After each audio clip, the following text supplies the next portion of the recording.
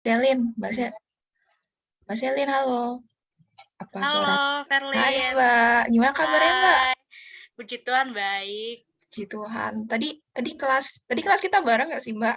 Iya, bareng. Ada agak gimana tuh Mbak? Apa sih tadi responsinya gimana tuh? Iya, aman sih. Ya tadi kayak cuma pertanyaan-pertanyaan gitu kan ya dari Ya, yang lain gitu hmm. sih. Mbak Selin nggak nanya tadi? Enggak, Verlin juga nggak nanya tadi. Enggak. Ya, ya. Kabar aman, dah siap PJ berarti ini ya Mbak ya? Siap dong, Asik, siap. mantap. Oke, thank you Mbak sharingnya. Tadi Sama-sama. ada Mbak Yen. Halo Mbak. Halo. Hai Mbak. Ih, rame tuh di mana tuh Mbak? Iya, aku lagi di kelas nih. Oh, ini ya apa sih? Rapid ya? Rapid atau apa sih? Banyak banget ya praktek. Tuh 100 buat kamu. Gimana tuh Mbak? Rapidnya? Luar biasa lah, puji Tuhan berjalan dengan cukup terseok-seok. Bercanda sih. Aman berarti Lancar. Mbak? Lancar? Aman, puji Tuhan, lancar. Puji Tuhan, mantap. Oke, kabar baik Mbak? Puji Tuhan, baik dong, Caroline. Semangat buat abang Mbak yang rapid. Thank you. Terus ada Mbak Dian. Mbak Dian, halo. Halo Verly. Aku bilang thank you, maaf ya. Ya. Halo Mbak Dian, gimana kabarnya Mbak? Puji Tuhan baik. Verlin gimana? Baik, puji Tuhan. Gimana? Tadi ada kelas apa Mbak? Aku nggak ada kelas hari ini. Oh, nggak ada kelas. Banget. Ya dong. Ya, enak banget. Berarti bisa bangun siang apa bangun pagi tetap nih Mbak? Bangun siang lah, bangun pagi untuk anak rajin. Rajin, ya nggak apa-apa ya. Kabar aman, berarti kelas aman. Petugas UAS sudah siap Mbak? Emang ada yang pernah siap UAS ya? Ya, bener juga ya. Siap-siapin, mau nggak mau. Terus aku belum, oh ini ya. Mbak Raya, halo Mbak Raya. Halo, Verlin. Hai Mbak, gimana kabarnya? Ya, seperti biasa dengan suaraku yang berbahagia ini. Baik, puji Tuhan. Baik, Tuhan, keren, mantap. Terus kelas tadi ada juga apa? Nggak ada kelas? Enggak, aku mengikuti Oh, jejak bisa. Dian karena udah Oh. nggak ada kelas di hari Jumat, gitu. Oh, berarti ngikutin jejak yang Mbak Dian bangun siang juga apa bangun pagi? Oh, enggak, karena besok ngumpulin berkas prapit, jadi harus bangun pagi Oh, untuk mengerjakannya, guys. berkas. Banyak ya berkas prapit itu kayak, ya nggak ngerti saya kok belum. Ya bisa nanti dilihat. Nanti akan mengalami sendiri kok. Eh, Verlin gimana kabarnya, baik? baik. Oke, semangat Verlin. Semangat juga, Mbak.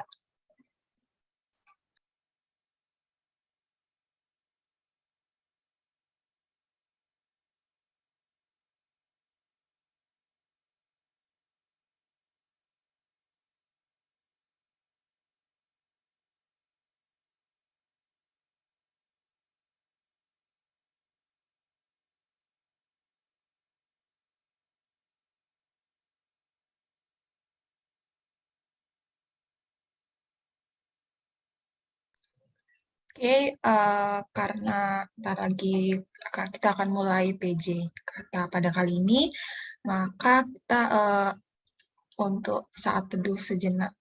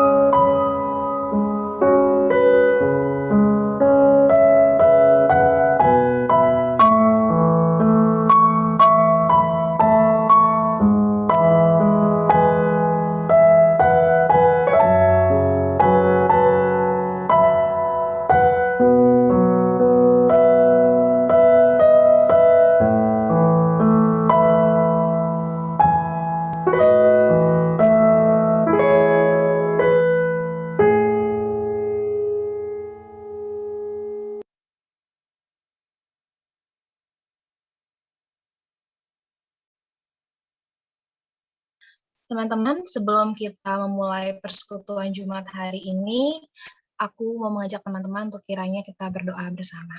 Mari kita bersatu dalam doa. Bapa kami yang di surga, terima kasih Tuhan untuk segala berkat-Mu yang Kau sediakan bagi kami. Hingga pada saat siang hari ini Tuhan, kami masih berikan kesempatan untuk mengikuti persekutuan Jumat pada hari ini. Mengucap syukur Tuhan untuk setiap teman-teman yang sudah hadir, untuk Bang Alex juga yang sudah hadir Tuhan dalam persekutuan Jumat ini. Kiranya Tuhan setiap kami bisa mengikuti persekutuan Jumat pada hari ini dengan baik, dan kiranya kami juga benar-benar Tuhan bersikap dengan baik Tuhan dalam persekutuan Jumat hari ini, agar kiranya setiap pemberitaan firman-Mu yang disampaikan oleh Bang Alex nanti Tuhan bisa menjadi berkat Tuhan dalam kehidupan kami. Begitupun juga dengan lagu-lagu pujian yang kami naikkan, biarlah itu juga menyenangkan hati Tuhan. Engkau yang berkati ibadah hari ini dari awal pertengahan hingga akhir, baik operator ataupun secara teknis Tuhan, yang mana kami bergantung pada itu semua. Kiranya Tuhan yang berkati, Tuhan yang menyertai selalu. Tuhan, kami menyerahkan rangkaian ibadah hari ini ke dalam tangan-Mu. Biarlah semua saja yang jadi, hanya dalam nama Yesus Kristus kami syukur dan berdoa. Haleluya. Amin. Shalom teman-teman.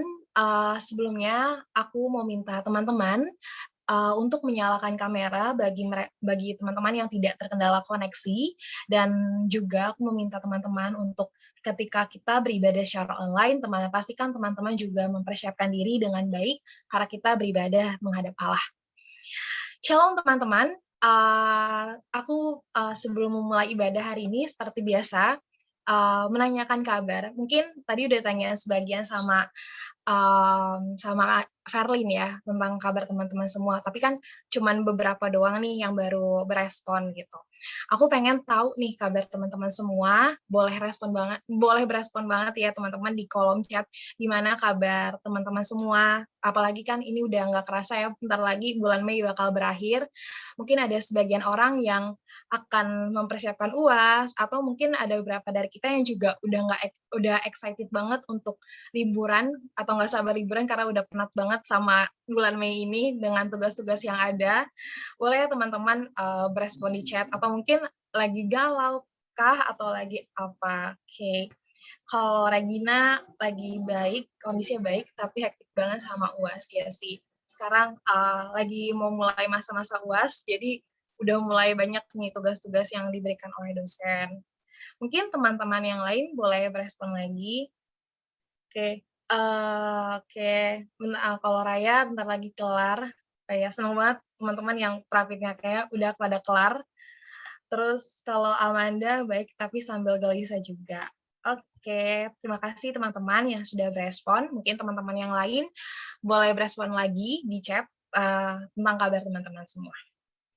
Oke. Teman-teman, aku sangat bersyukur kepada Tuhan karena sampai hari ini kita masih bisa berkumpul dan mengikuti persekutuan Jumat bareng teman-teman semua.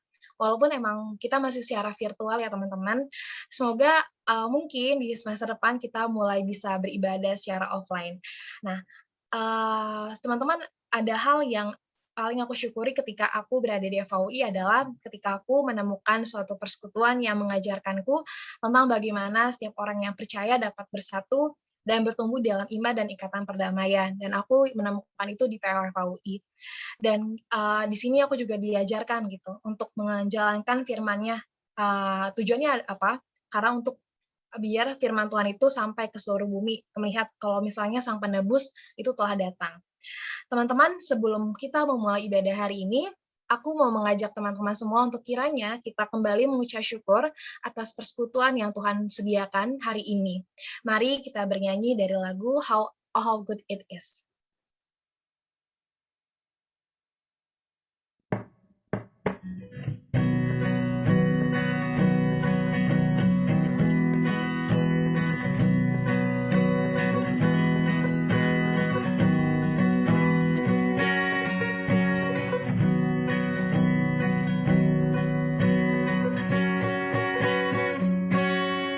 Oh, how good it is when the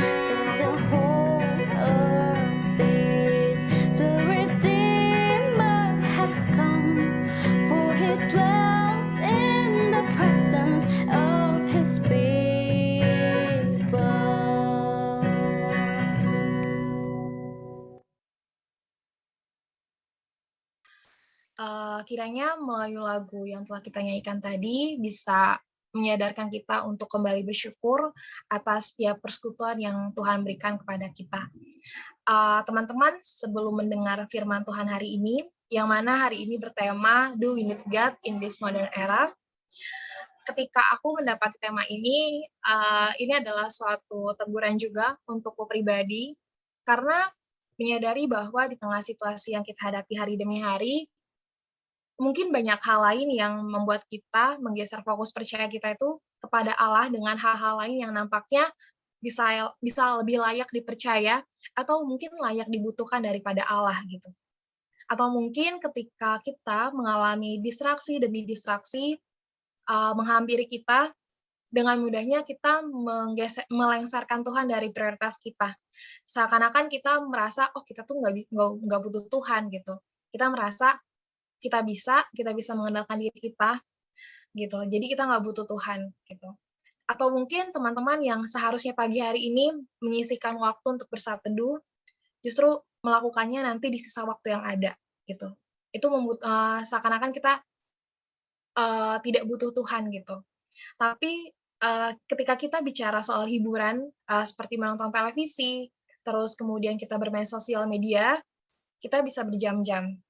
Teman-teman, kiranya melalui lagu yang akan kita nyanyikan nanti, aku mau mengajak kita semua untuk kembali merenungkan bahwa kita sebenarnya di hidup ini butuh Tuhan. Karena kita nggak bisa berjalan sendirian. Kita membutuhkan Roh Kudus supaya hidup kita dapat dipersembahkan sepenuhnya untuk kemuliaan Tuhan. Dan aku juga mau mengajak teman-teman merenungkan kembali bagaimana kebaikan Tuhan yang terus datang setiap harinya ketika kita merasa kita nggak butuh Tuhan. Meskipun kita juga sering melakukan dosa-dosa yang tidak menyenangkan hati Tuhan. Dan mungkin juga dari kita sering gagal mengasihinya. Biarlah dengan kesadaran-kesadaran ini membawa kita rindu semakin dekat dengannya pada tiap hari. Mari kita bernyanyi dari lagu Tenang.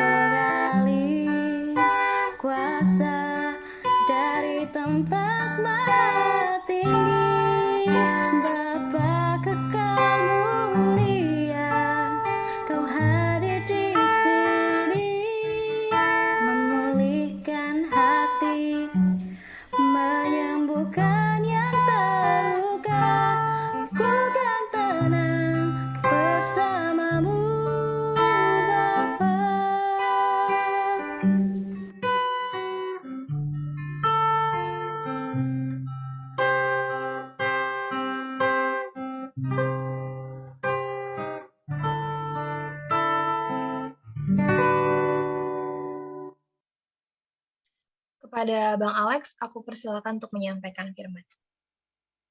Mari berdoa sebelum kita membaca merenungkan firman-Nya. Kami datang dalam ucapan syukur kepadamu Tuhan. Terima kasih buat kesempatan ini yang Tuhan berikan. Kami boleh datang memuji memuliakan nama-Mu dan juga kami akan membuka firman-Mu ya Tuhan. Kami mohon kiranya waktu kami membuka firman-Mu, bukalah juga hati kami. Jadikanlah hati kami seperti tanah yang baik. supaya ketika benih firman-Mu ditaburkan itu boleh sungguh-sungguh berakar, bertumbuh, dan juga berbuah nyata di dalam hidup kami. Berkati hamba-Mu yang menyampaikan, semua kami yang mendengar, Tuhan tolonglah kami semua, agar kami bukan hanya jadi pendengar-pendengar firman yang setia, tapi mampukan dengan kuasa, dengan pertolongan dari Roh-Mu yang kudus, kami dimampukan menjadi pelaku-pelaku firman-Mu di dalam kehidupan kami, di dalam masa muda kami. Bersabdalah ya Tuhan, kami anak-anak-Mu sedia mendengarnya, di dalam satu nama yang kudus, nama yang berkuasa, nama Tuhan kami Yesus Kristus, kami menyerahkan pemberitaan firman-Mu. Amin. Shalom, selamat siang teman-teman semua. Senang sekali boleh ketemu lagi dan kita sama-sama akan melihat bagian firman Tuhan yang mendasari perenungan kita pada siang hari ini. Saya siapkan satu PowerPoint buat kita dan nanti kita juga bisa melihat ya bagian-bagian penting di dalam pembahasan tema ini. Pertanyaan ini sebenarnya buat kita yang percaya kepada Tuhan bukan lagi sebuah pertanyaan yang harus ditanyakan, ya. Do we need God in this modern era? Bahkan ada yang bilang sekarang sudah postmodern era. Definitely yes, we need God all the time.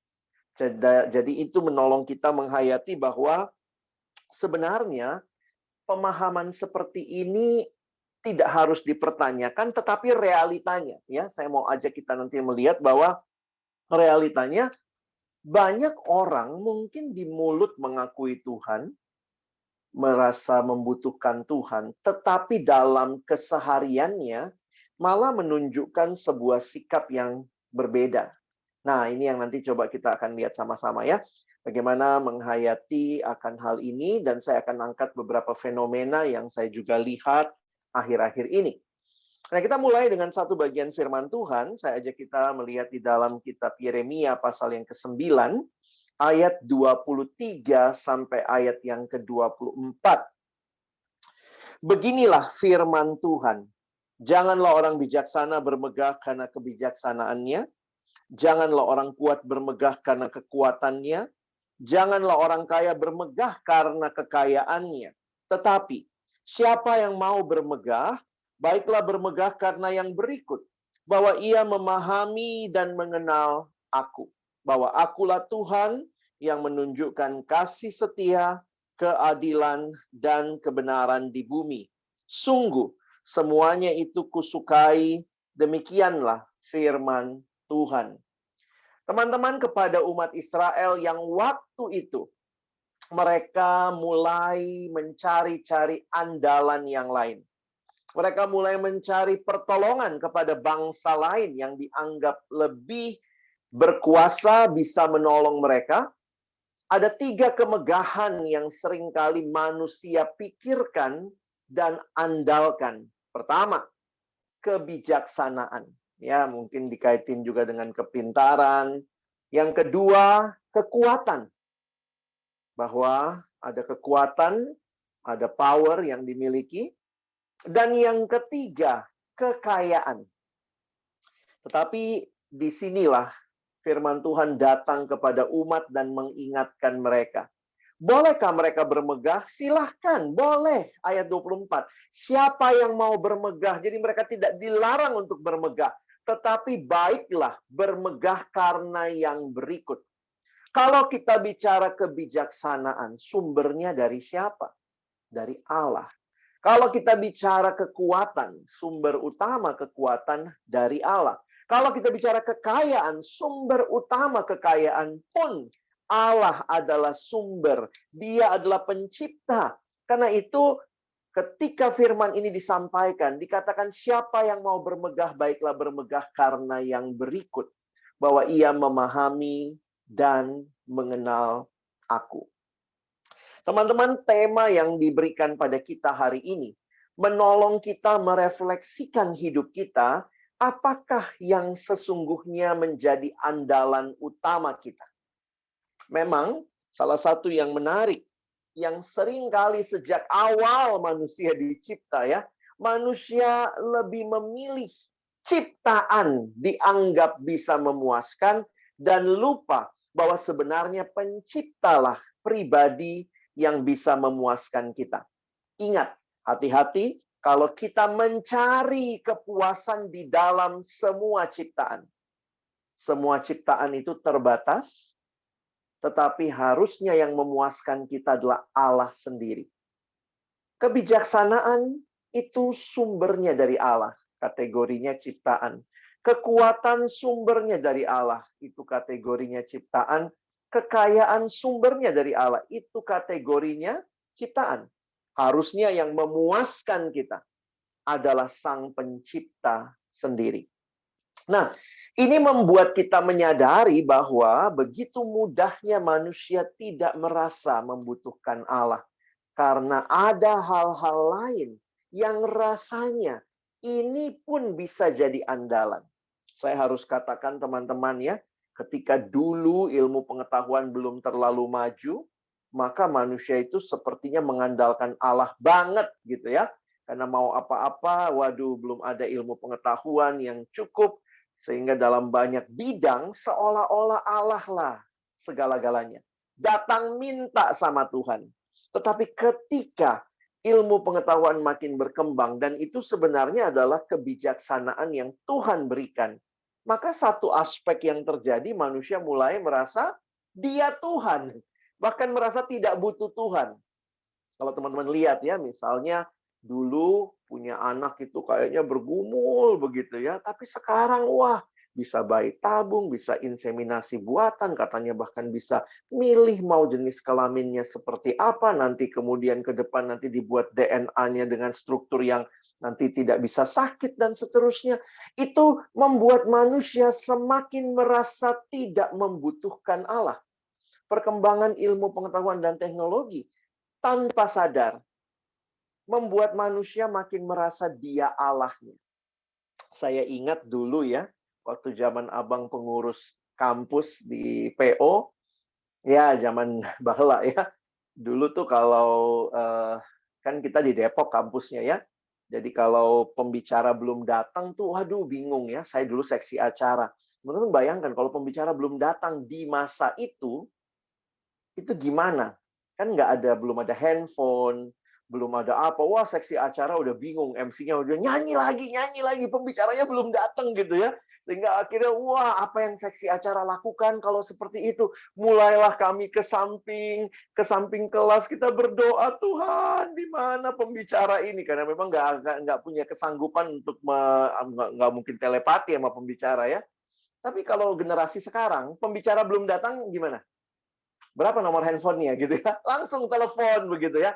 Sehingga ya mungkin bukan berarti itu tidak benar ya, teman-teman menggunakan teknologi juga baik. Tetapi memang wujud kebergantungannya sedikit berbeda. Kalau dulu tuh cari Tuhan, aduh Tuhan, karena kita nggak sanggup ya. Kita nggak sanggup reach pembicara, dia sudah sampai mana. Kalau sekarang, tolong dong Kak, share log supaya kita tahu berapa menit lagi MC-nya harus nyanyi gitu ya. Sehingga itu saja, teman-teman, itu hal yang simple.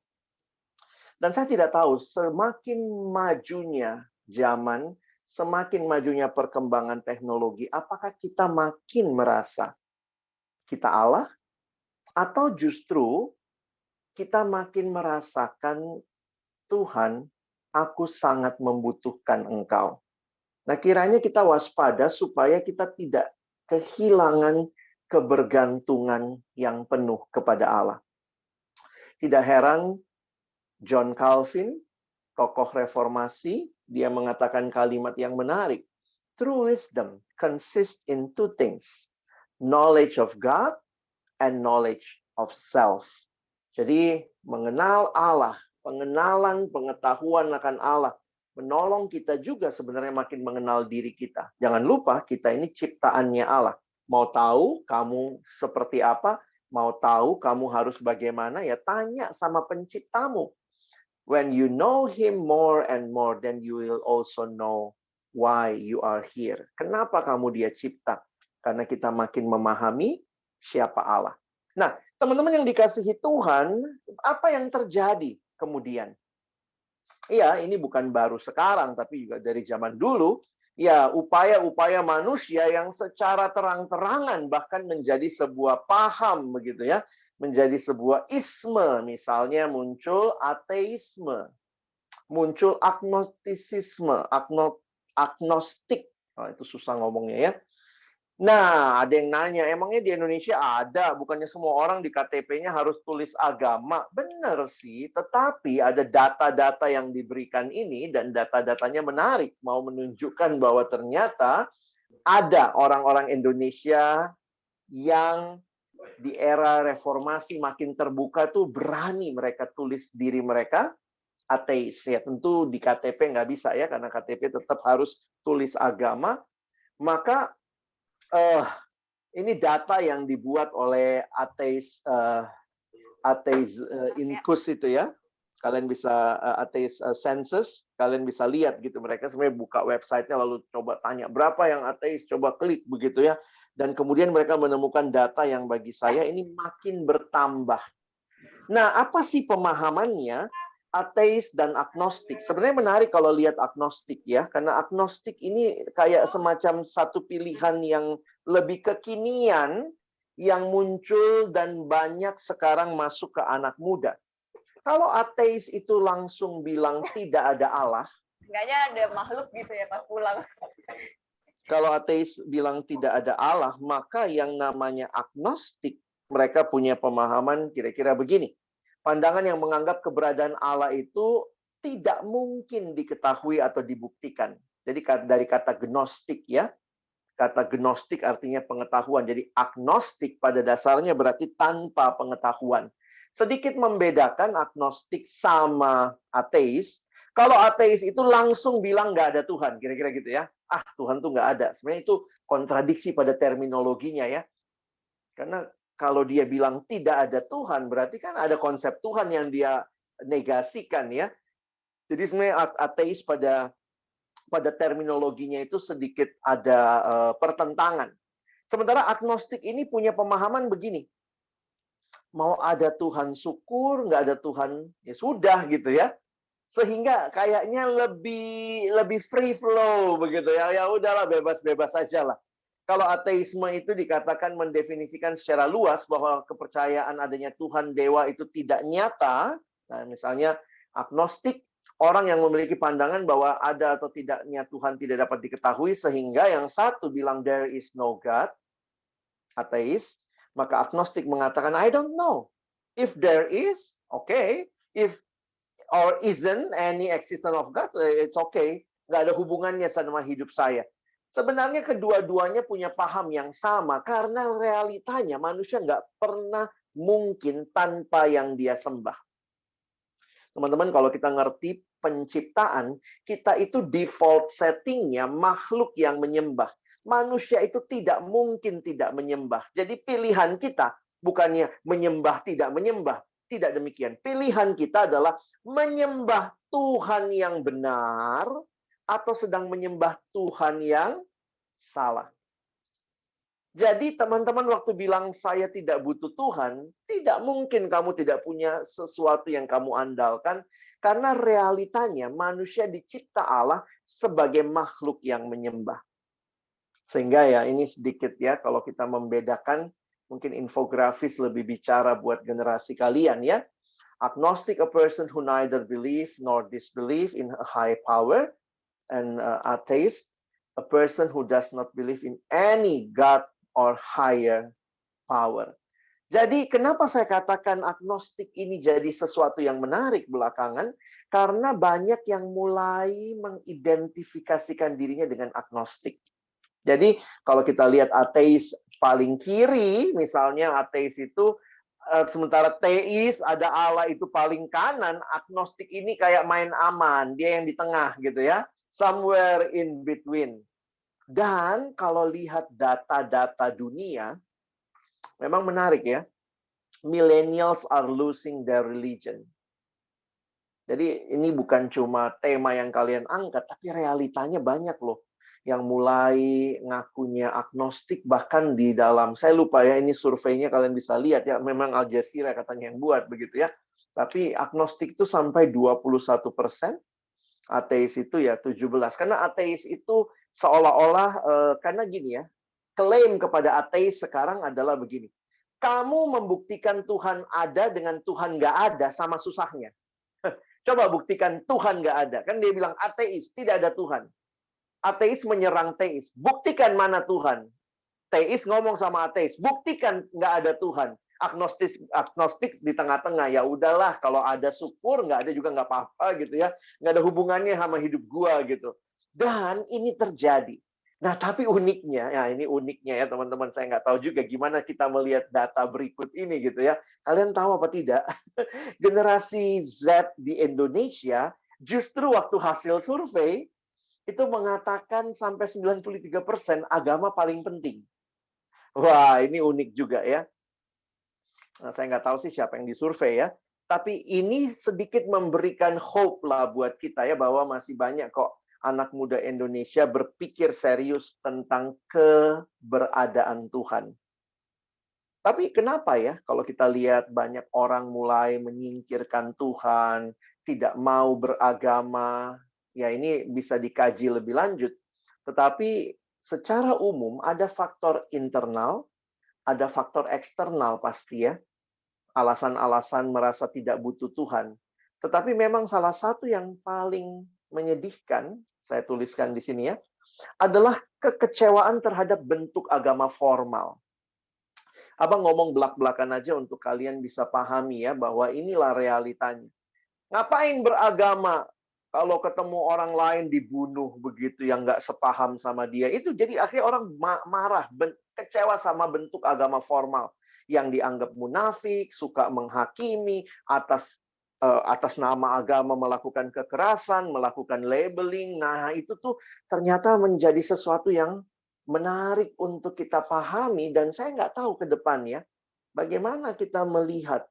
Apakah makin banyak nanti orang yang makin nggak tertarik dengan sesuatu yang bicara agama formal. Padahal saya juga harus katakan, ketika juga orang menggabung-gabungkan, sekarang sinkritisme, semua agama disatuin begitu ya, itu pun bukan jalan keluar ya.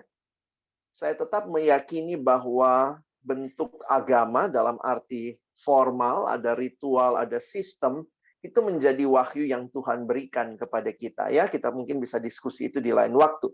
Jadi banyak orang yang coba melihat ya, baik yang mencoba melihat apa sih alasan orang meninggalkan gereja. Nah, ini ada beberapa hal. Karena ada yang bilang makin susah terima ajaran, makin nggak ngerti kok apa yang ilmu pengetahuan temukan kok beda sama agama, dan seterusnya. Bahkan juga, nanti bisa kalian lihat lah ya, saya bisa kasih slide-nya, waktu dilihat, teens are leaving the church. Ini memang sebagian besar semuanya ada di luar negeri sih, survei-surveinya, tetapi saya pikir kita nggak jauh dari hal itu. Nah, apa yang Abang mau sampaikan dengan hal ini? Mungkin ya, mungkin sekali di Indonesia, masih di Indonesia, masuk kampus, masuk bikin KTP harus tulis agama. Yang saya lebih takutkan adalah begini. Banyak orang yang menuliskan namanya Kristen, Katolik, apapun dia tulis, tetapi practically mereka sebenarnya tidak menghiraukan Tuhan. Dengar kalimat saya ya. Jadi bukan masalah we need or don't need God. Buat mereka no problem lah. Ya biar bisa sekolah Indonesia, tulis aja lah agamanya ya, Kristen aja lah. Dari SMA juga udah belajarnya Kristen. Tapi waktu ditanya lebih lanjut bisa jadi, I don't really believe in God. Sehingga ini yang disebut sekarang, mungkin they don't they don't profess they are agnostic atau atheist, tetapi itu disebut sebagai agnostik praktis. Labelnya masih Kristen, tapi dia agnostik praktis. Labelnya masih Kristen, tapi dia ateis praktis. Ya, dan itu saya temukan juga dalam beberapa kali percakapan dengan beberapa teman. Makanya kalau Abang katakan kepada teman-teman, jangan berpikir orang yang tidak merasa butuh Tuhan itu ada di luar gereja. Bahkan mungkin mereka ada di gereja, ada di dalam persekutuan, bahkan orang-orang yang mungkin sudah dibaptis, sudah di-CD, ikut pembinaan, jadi pengurus bahkan ya, tetapi dalam realita hidupnya, bisa jadi mereka tidak merasa Tuhan itu real, dan memang Tuhan bisa dipercaya. that he is trustworthy. Nah, ini trust issue ya. Trust issue-nya lebih parah lagi nih sama Tuhan begitu. Sehingga mari kita evaluasi diri kita. Tema ini jangan berpikir buat, oh temen gue nih, dia nggak Kristen nih, they don't trust God. But even for yourself, let us think again. Apakah kita benar-benar masih percaya sama Tuhan? Sebagai bagian evaluasinya, Abang ingin kita lihat ya satu bagian firman Tuhan yang menolong kita coba mengevaluasi diri kita. Di dalam surat Paulus kepada anak rohaninya Timotius, Paulus memberikan semacam kacamata untuk Timotius mengevaluasi dan melihat bagaimana kondisi yang ada. Dalam ayat 1-5, nanti saya nggak akan baca semuanya, nanti ayat 10-17, teman-teman kita lihat sebenarnya bisa begini ya. Di dalam ayat 1-5, Paulus menjabarkan kondisi zaman. Dan yang dia jabarkan adalah kondisi manusia akhir zaman. Ya, sehingga ayat 1 mengatakan, ketahuilah bahwa pada hari-hari terakhir akan datang masa yang sukar. Teman-teman, dalam kalimat hari-hari terakhir, nah ini sedikit konteks buat kita ya, kalau kita PA, teman-teman di Alkitab ada dua istilah. Hari terakhir, itu singular. Kalau itu hari terakhir, itu berarti menunjuk kepada hari yang terakhir yang disebut biasanya dengan kiamat, kalau bahasa awamnya, atau bahasa teologianya parousia, kedatangan Yesus yang kedua kali. Itu disebut hari terakhir, last day. Tetapi kalau Alkitab bicara last days, maka Alkitab bicara hari-hari terakhir. Apa itu hari-hari terakhir? Itu bicara tentang periode dari Yesus datang pertama kali sampai dia datang kedua kali. Itu yang disebut sebagai the last days. Sehingga, kalau kita lihat, siapa saja yang hidup di hari-hari terakhir? Pertama misalnya, Paulus yang nulis surat ini, Paulus hidupnya di mana? Ya, di hari-hari terakhir. Last days. Karena dia hidup antara Yesus datang pertama kali dan Yesus janji akan datang kedua kali. Timotius yang terima surat ini, di mana Timotius hidup? Timotius juga hidup di dalam the last days. Ya. Dan kalau kalian perhatikan, kita sekarang ada di mana? Sama, di dalam the last days. Nah, ini kan cara menafsir Alkitab. Sehingga 2 Timotius 3 ayat 1-5, Paulus mengatakan ketahuilah, hari-hari terakhir, last days akan datang masa yang sukar. Apanya yang sukar? Bukan ekonominya, bukan hukumnya, bukan iklimnya, bukan cuacanya, tetapi yang sukar adalah manusianya. Ini adalah gambaran manusia last days. Berarti ini gambaran Paulus, gambaran Timotius, dan juga gambaran kita. Karena itu kalau kalian baca, ini bukan nubuat. Nah, ini kan cara nafsir ya. Ini bukan nubuat. Ciri manusia yang Paulus gambarkan di ayat 2 sampai ayat 5, ini bukanlah nubuat nanti. Tidak. Karena inilah ciri manusia akhir zaman. Emangnya cirinya seperti apa? Sebenarnya kalau kita rajin baca Alkitab ya, kita tuh nggak kaget ya. Lihat orang, tiba-tiba, temen gue agnostik nih, kok bisa sih? Waktu baca Alkitab, ketahuilah pada hari-hari terakhir, sudah dikasih tahu sama kita, sudah dibukakan kepada kita, bahwa manusianya yang sukar. Ada berapa ciri yang ditulis di ayat 2 sampai ayat yang ke-5? Teman-teman nanti bisa lihat ya. Ada 19 ciri manusia akhir zaman. Sekali lagi ini bukan nubuat. Nah, bisa baca sendiri ya. Mencintai diri sendiri, menjadi hamba uang, membual terus. Nah, abang masukin ayat yang terakhir, perhatikan. Lebih menuruti hawa nafsu daripada, nah ini satu poin lagi, menuruti Allah. Kenapa saya masukkan? Karena kalau teman-teman lihat, ini daftar yang kalau kita baca, ini daftar yang kesannya begitu mengerikan gitu ya. Tapi pertanyaannya, adakah Allah di dalam list mereka? Ada sebenarnya. Tapi bukan yang pertama dan terutama. Nanti kalau kalian melihat ya, saya coba angkat satu yang menarik. Perhatikan, ada kalimat paling bawah list sebelah kiri, tidak mempedulikan agama. Abang coba cari terjemahan lainnya. Nah, kira-kira begini ya. Terjemahan bahasa Indonesia, TB, terjemahan baru menggunakan istilah tidak mempedulikan agama. Terjemahan bahasa Indonesia sehari-hari, BIS, memakai kata membenci hal-hal rohani. Kalau firman Allah yang hidup, FHYH, tidak menghormati hal-hal suci. Sebenarnya memang ini agak susah diterjemahin ya dalam bahasa Yunani, anosios ya. Nah, ini kira-kira makanya The Message, terjemahan Alkitab The Message mengatakan allergic to God ya. Kenapa ini bagi saya menarik? People who set aside God in order to live only to please themselves. Nah ini, merasa tidak butuh Tuhan. Karena yang dia puaskan adalah themselves can only go one direction toward wickedness.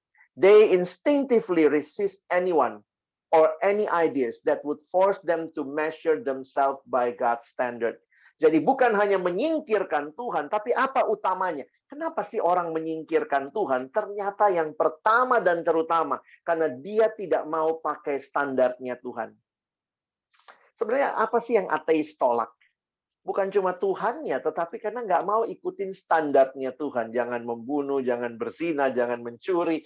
Tidak mau bertanggung jawab dengan natur yang sudah Tuhan ciptakan.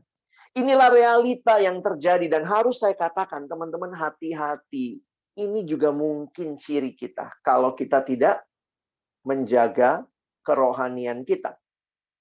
Manusia merasa dirinya lah segala-galanya. Tapi ingat, God without man is still God.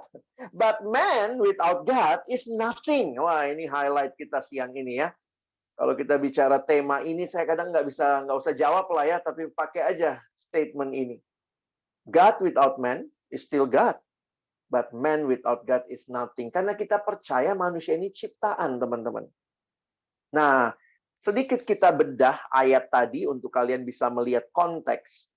Sebenarnya di dalam ayat 2 sampai 5 sampai 4 ya kalau lihat di sini, ayat 2 sampai 4 19 ciri itu kalian bisa lihat 2 yang paling atas dan 2 yang paling bawah itu dalam bahasa aslinya menggunakan istilah yang sama yaitu istilah mencintai. Sayangnya terjemahan Indonesia tidak cukup konsisten menggunakan kata mencintai. Jadi sebenarnya 2 yang atas mencintai dirinya sendiri dan mencintai uang. 2 yang bawah mencintai hawa nafsu dan mencintai Allah. Menarik sekali kata yang dipakai. Makanya kalau kalian lihat Alkitab terjemahan New International Version itu lebih konsisten. 2 yang atas, 2 yang bawah, 4-empatnya menggunakan kata lovers. Lovers of themselves, lovers of money, lovers of pleasures, and lovers of God. Sekali lagi, ada Tuhan dalam list mereka? Ada. Tetapi bukan yang utama. Mereka bahkan menolak Tuhan, tidak mau ikut standarnya Tuhan. Sehingga mereka merasa tidak membutuhkan Tuhan. Nah, apa yang menarik? Ayat 5-nya.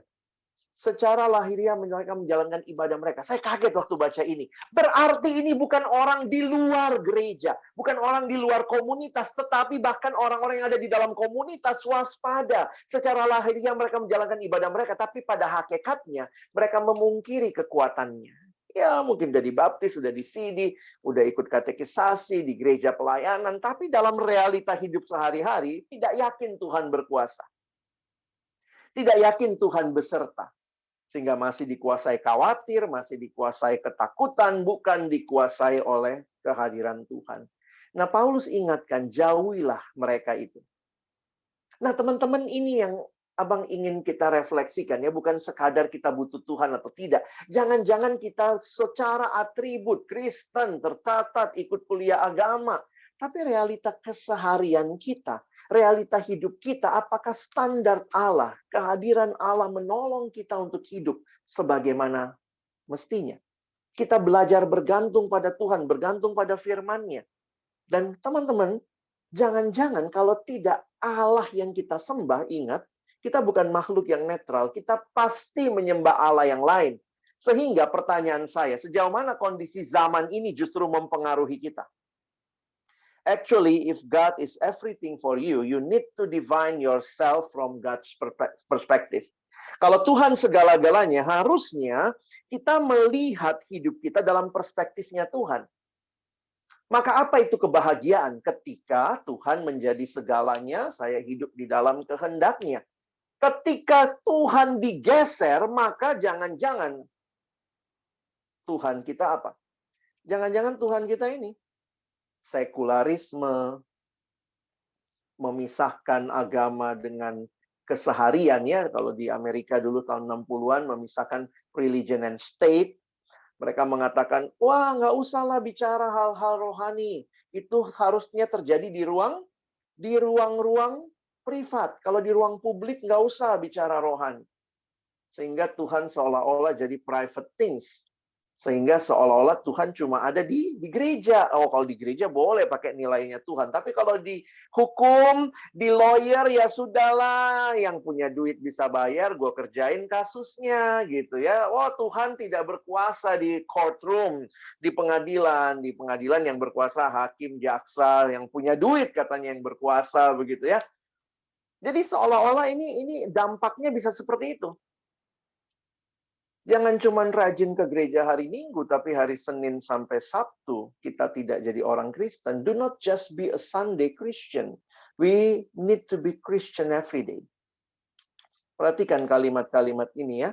Misalnya ada lagi yang mengukur pragmatisme, konsumerisme. Jadi kebahagiaan itu apa? Kalau saya bisa belanja. Karena itu cari kerjaan yang luar biasa. Hedon. Wah, work hard, play hard. Itu prinsip Kristen nggak ya?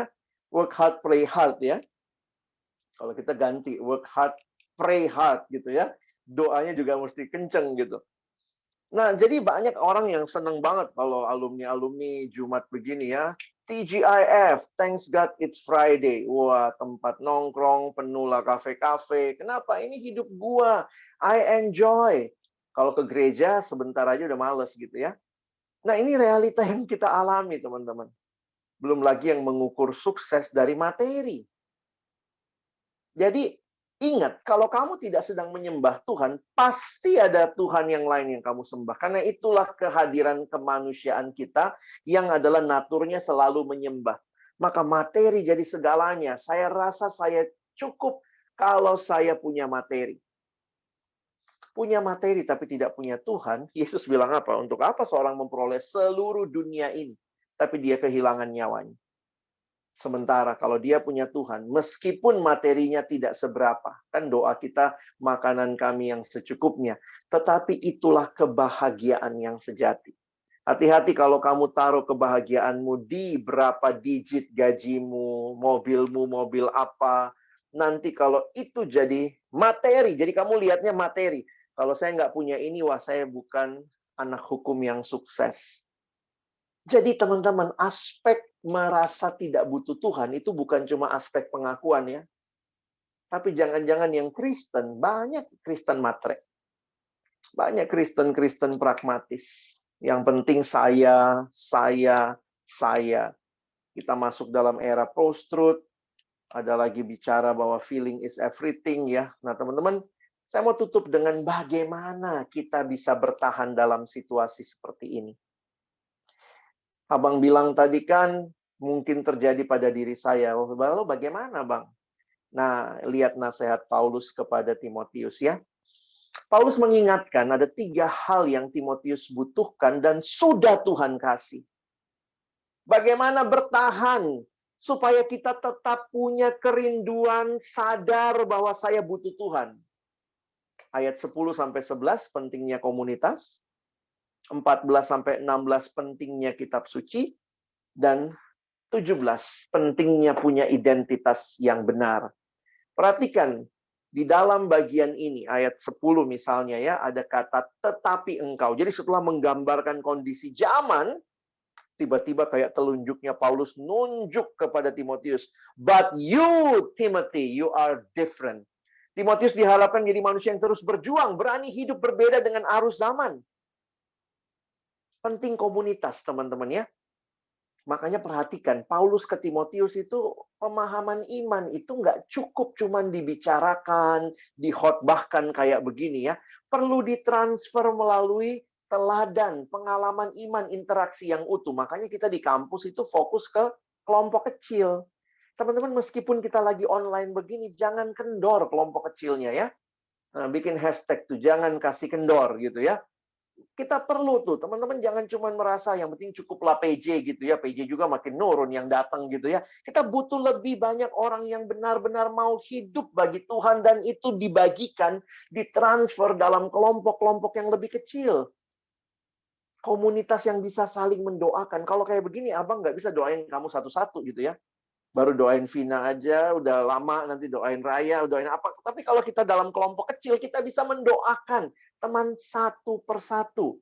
Dan disitulah jadi kesempatan kita sama-sama sadar, we need God.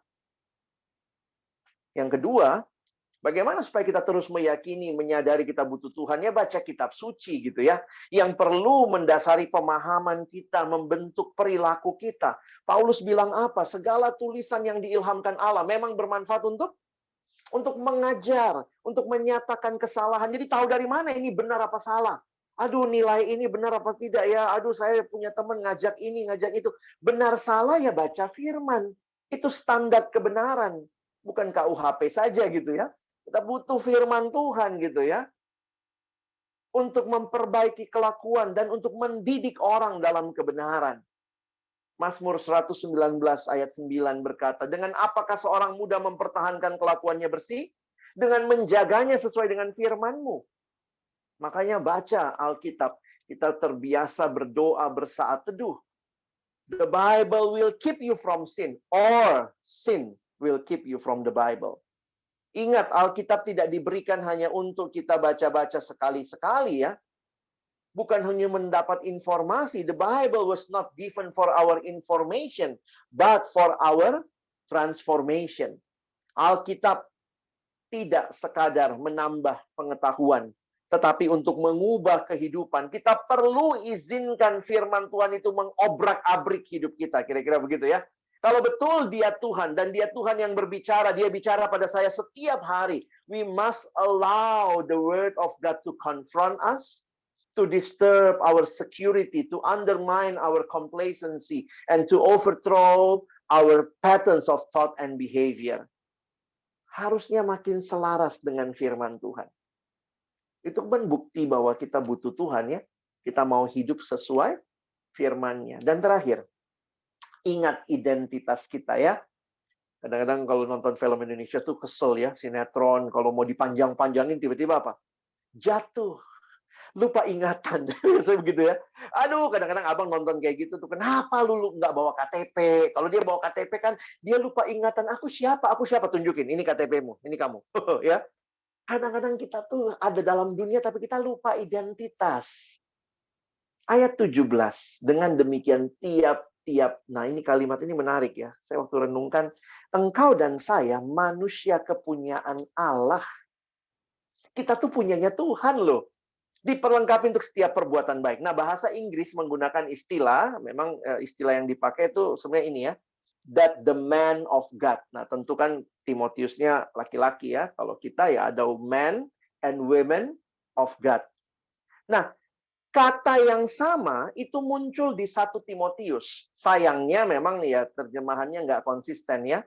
Di 1 Timotius malah jadinya engkau hai manusia Allah. Kalau kita baca ini, bingung nih. Emangnya Timotius itu titisan dewa gitu ya. Padahal kata yang dipakai itu sama. Coba kalau kalian lihat bahasa Inggrisnya, 1 Timotius 6 ayat 11. But you, man of God. Jadi sebenarnya ini comforting ya. Ini comforting. That we need him every single time.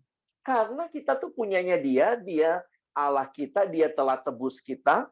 Jadi kalau kalian lihat baik di 2 Timotius 3, baik di 1 Timotius 6, dua-duanya menggunakan istilah man of God. If we are man of God, man and woman of God, then we must, ya kita mesti ikut Tuhan. Kita harus menyadari kita butuh dia. Dan karena itu teman-teman ingat ya, Tuhan sudah kasih komunitas, nikmati itu, bangun imanmu. Bukan cuma tahu Tuhan, tapi benar-benar bergantung, berserah.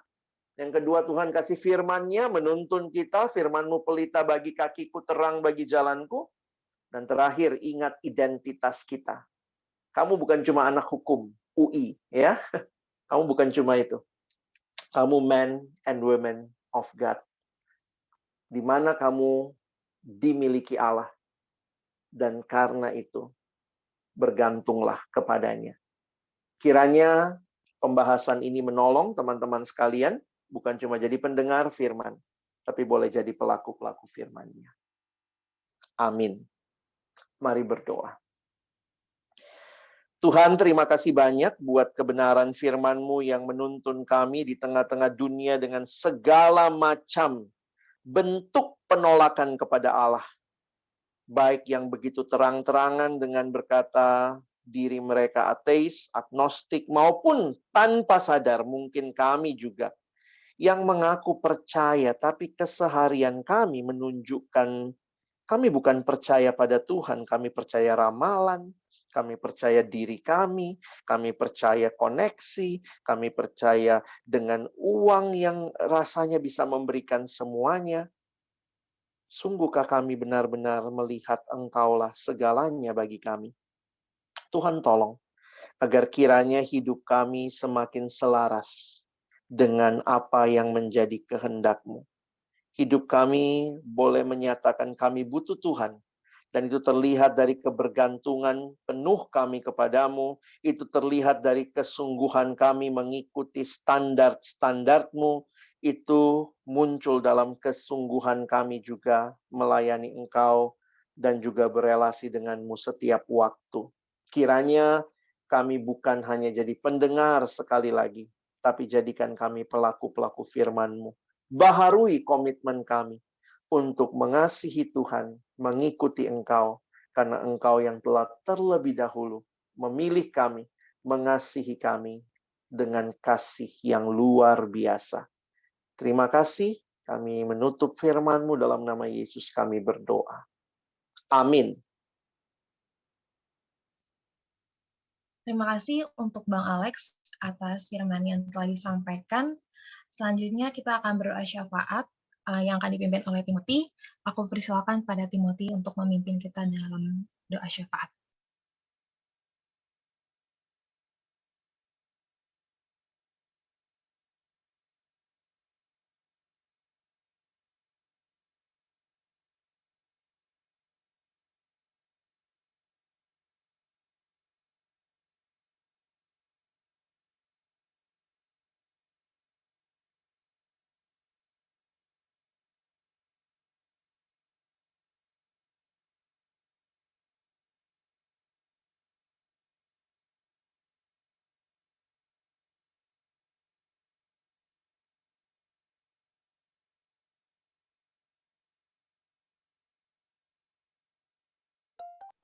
Tes suara saya kedengeran nggak?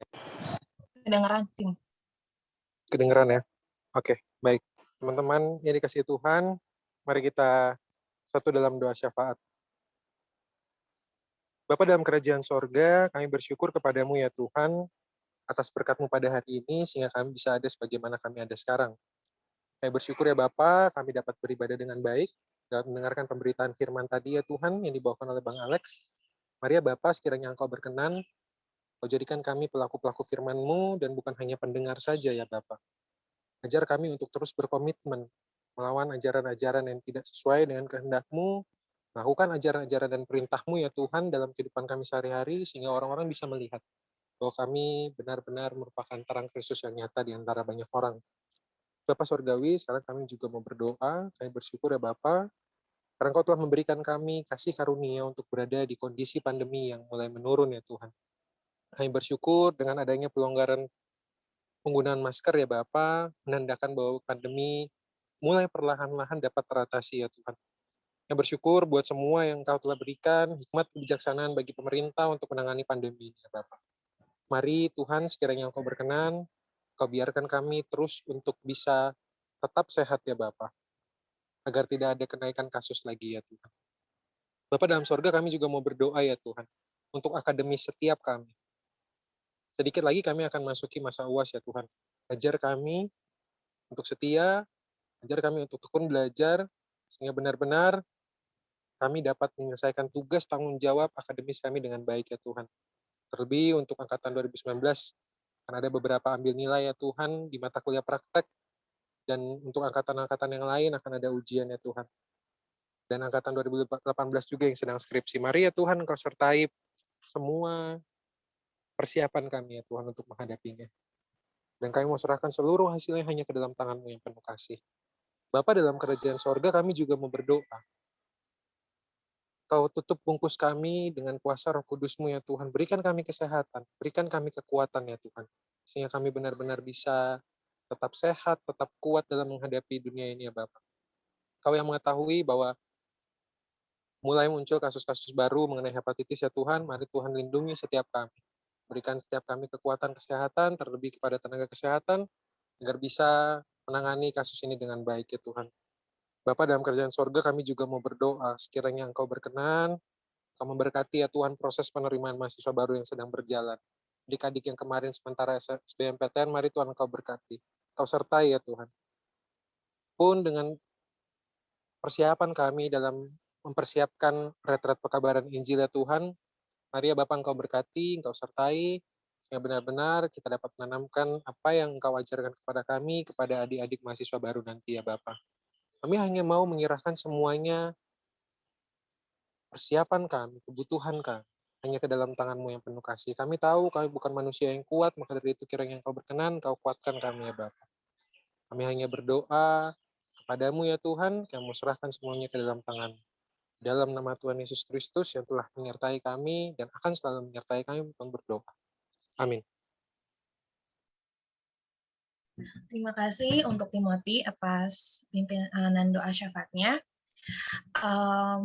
Sekedar sharing juga atas firman yang telah disampaikan Bang Alex tadi, aku merasa tertegur karena sekarang ini banyak banget ya pengajaran di sosial media, khususnya mungkin teman-teman yang punya Twitter atau Instagram, seringkali pengajaran-pengajaran yang diajarkan itu fokus utamanya tuh bukan Allah lagi, tapi fokusnya adalah diri sendiri gitu. Bagaimana kita tuh bisa menyenangkan diri kita aja gitu. Bahkan nggak menyenangkan, misalnya nggak peduli dengan orang lain, yang penting kita senang gitu.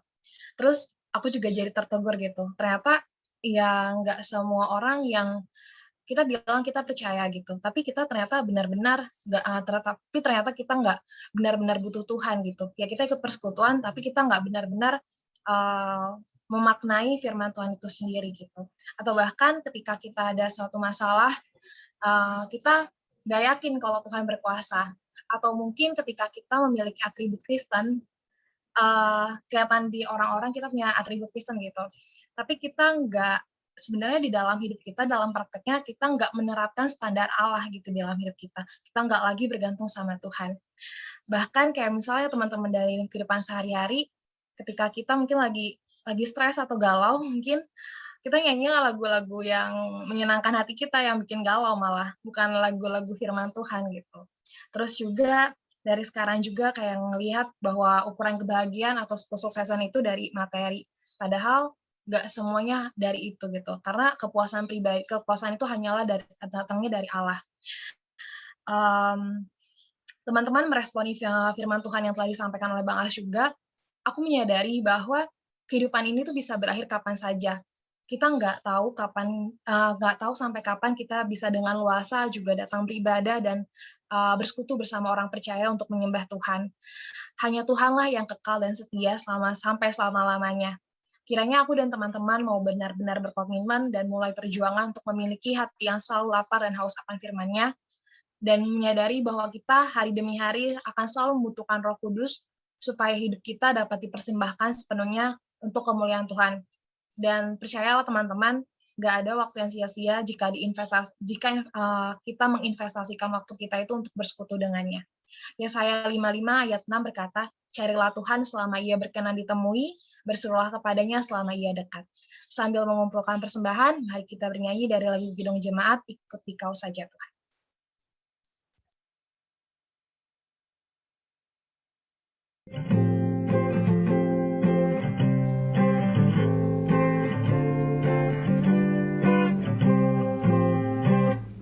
Ikuti kau saja Tuhan, jalan damai bagiku. Aku selamat dan sentosa hanya oleh darah-Mu. Aku ingin ikuti kau dan mengabdi padamu. Dalam Dikau juru selamat, ku bahagia penuh. Ikut dan menyangkal diri, aku buang yang fana, hanya turut kehendak-Mu dan padamu berserah. Aku ingin ikut Dikau dan mengabdi padamu. Dalam Dikau juru selamat, ku bahagia penuh.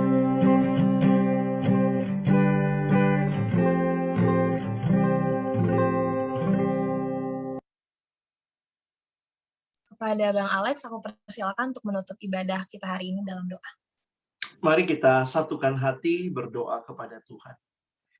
Terima kasih banyak ya Tuhan buat kesempatan kami datang beribadah, memuji, memuliakan nama-Mu. Terima kasih untuk setiap kebenaran yang sudah Tuhan nyatakan bagi kami. Terima kasih untuk setiap hati yang Tuhan sentuh untuk boleh bukan hanya mendengar firman, tetapi juga melakukan firman-Mu. Kami berdoa biarlah kesadaran, kehadiran, kenyataan bahwa kami adalah umat milik kepunyaan Tuhan, menolong kami bergantung, bersandar, belajar percaya kepada Tuhan senantiasa. Terima kasih juga kalau kami boleh memberi persembahan syukur, biarlah semua boleh dikelola dengan baik, dipakai bagi kemuliaan nama Tuhan.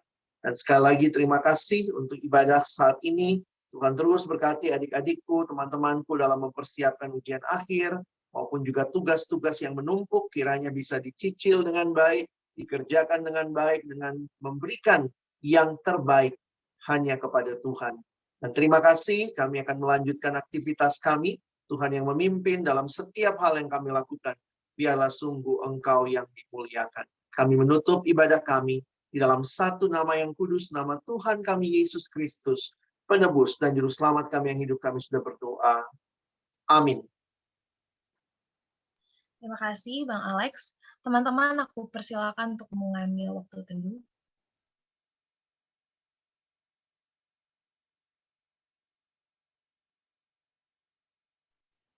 Teman-teman, ibadah persekutuan Jumat kita hari ini telah selesai. Terima kasih untuk Bang Alex dan teman-teman juga yang sudah mengikuti ibadah hari ini.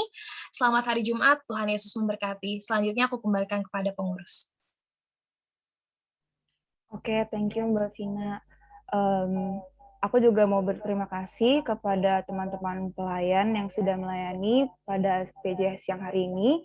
Pelayan firmannya ada Bang Alex, MC-nya ada Mbak Vina, pemusiknya ada Bang Andre, singernya ada Mbak Sarah, usher-nya ada Perlin, dan pendoa syafaatnya ada Bang Timothy. Kiranya pelayanan kita dapat menjadi berkat dan juga hormat dan bagi kemuliaan nama Bapa. Aku juga ingin mengingatkan kembali bagi teman-teman yang ingin memberikan persembahan, teman-teman bisa scan QR code-nya yang telah tertera, baik di BCA maupun OVO, atas nama Mbak Eleonor. Untuk teman-teman yang belum mendatakan diri sebagai database POFHUI, kiranya teman-teman juga bisa scan barcode di layar yang tertera supaya bisa kami data nih data teman-teman untuk keperluan POFHUI. Bagi teman-teman juga yang memiliki pergumulan dan ada hal yang mau ingin doakan, teman-teman bisa menulis pokok doanya di link yang sudah tertera di layar. Nanti akan pengurus doakan dan gumulkan. Kami juga mau mengucapkan selamat ulang tahun kepada teman-teman yang berulang tahun, untuk Hasiana yang berulang tahun 14 Mei, untuk Bonanza, untuk Yuditya, dan juga untuk Mbak Emilia Bunga. Aku juga mau ngingetin teman-teman untuk follow sosial media POFHUI untuk terus update dengan apa yang POFHUI update.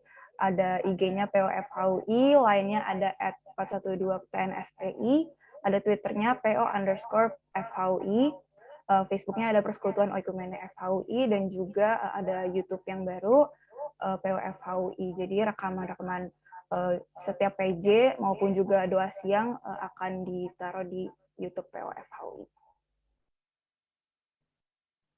Ya, dengan demikian selesai PJ siang hari ini. Aku mengucapkan terima kasih bagi teman-teman yang udah hadir.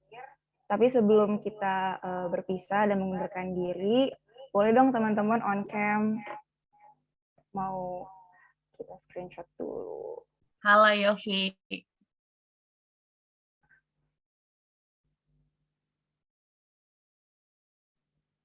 Ayo guys, nyalain kamera. Iya, yang bisa on cam. Oh, kalian bertiga. Itu sama Dian bukan? Bukan. Tasya, halo. Oke. Oke, aku hitung ya. 1, 2, 3. Lagi 1, 2, 3. Oke. Thank you teman-teman yang udah hadir. Dadah, selamat hari Jumat. Semangat, Yan, Yopi, Prapitnya.